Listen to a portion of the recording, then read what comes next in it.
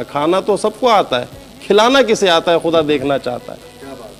تو یہ مہینہ یہ درس دیتا ہے کہ آپ کو کھلائے, صلہ رحمی, سخاوت کا, ہمسایوں کے حقوق کا, خیال کا, قرآن کا. پورے سال آپ مختلف ڈائجسٹ پڑھتے ہیں, ناول پڑھتے ہیں, آئیں اس مہینے میں قرآن کتنا پڑھتے ہیں.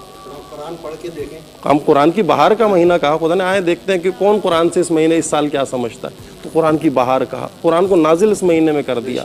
اچھا یہ نہیں قرآن کی بہار ہی نہیں کہا, جزا چاہتے ہو ثواب کی غرض سے انسان لالچی ہے فطرتاً, ہر عمل کے عوض اسے کچھ نہ کچھ چاہیے.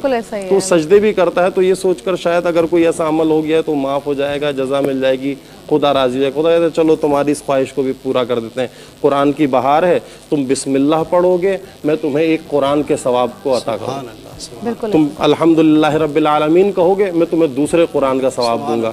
تم پڑھتے جاؤ, ایک ہر آیت کے بدلے مکمل قرآن کا ثواب تمہیں عطا کروں گا. یہ قرآن. امام سجاد علیہ السلام کے بارے میں بیان فرماتے ہیں, امام سجاد ان 30 شبوں میں 40 دفعہ مکمل قرآن ختم کیا کرتے تھے. دیکھیے یہ ہے قرآن کی بہار. اس طریقے سے ہم نے قرآن کا ذکر کرنا ہے. یعنی یہ مہینہ وہ مہینہ خدا نے خالی چھوڑا ہی نہیں کسی عمل کو انسان کے. کہا تم کچھ نہیں کر رہے, حالت روزہ میں ہو, چپ ہو, سو گئے ہو, چلو ٹھیک ہے. تم سو رہے ہو تو تمہاری یہ سانسیں تسبیح و تحلیل ہے. سبحان اللہ, یہ بھی عبادت, یہ بھی عبادت. سونا بھی عبادت. اب اتنا یعنی خدا مہربان. اب بتائیں جب خدا اتنا مہربان ہے اپنے بندے پر تو بندے کا کیا فرض بنتا ہے.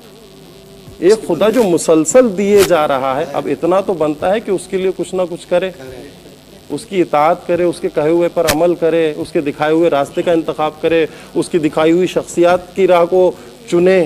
یہ بندگی کا اصول ہے. یعنی خدا نے آپ کو روزہ دیا, بھوکے رہو تاکہ تمہارا شعور کام کرے. بھرے ہوئے پیٹ میں انسان کا دماغ کام نہیں کرتا, پیٹ خالی ہوتا ہے تو انسان کا شعور کا.